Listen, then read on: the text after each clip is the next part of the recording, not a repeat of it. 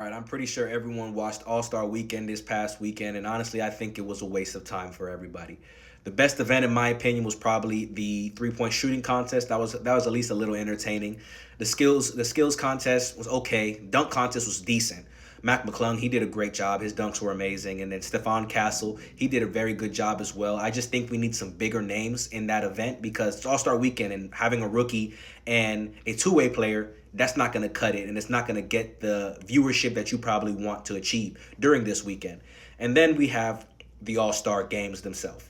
All right, my biggest pet peeve that I was pissed off about was the fact that LeBron and Giannis showed up knowing they weren't going to play, when basically they held up three spots that three other All Star caliber players could have taken those spots and actually played in the games and got to achieve being an All Star maybe for the first time or for multiple times that they didn't get to because three guys that weren't going to play held those spots up. I didn't like that. That wasn't cool.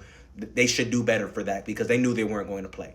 And then the actual games themselves, the score, they're achieving the score of 40 points way too short. Before you blinked, it seemed like the games were over, and that's not going to cut it. They need to scratch that, throw it in the trash, never do it again.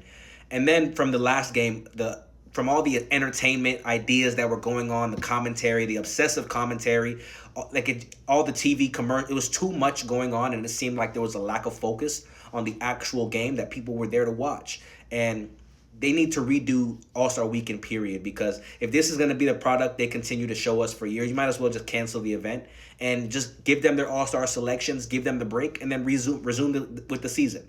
Because this is it's foolish now. It's looking like a bunch of foolishness. Like we have to really get strategic for how we can bring this event back to life. And I've been hearing rumblings about a potential one-on-one contest for $1 million.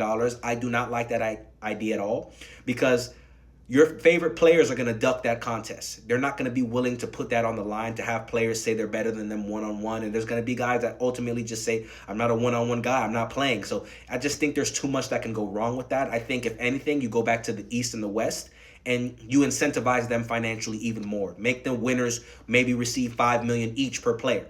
Do something that to where if you put your money where your mouth is, to where the players hear a number and they're going to want to compete because they're not making that number every game or every other game, every couple of games. Give them a number that's going to make them want to lace them up and compete. As simple as that.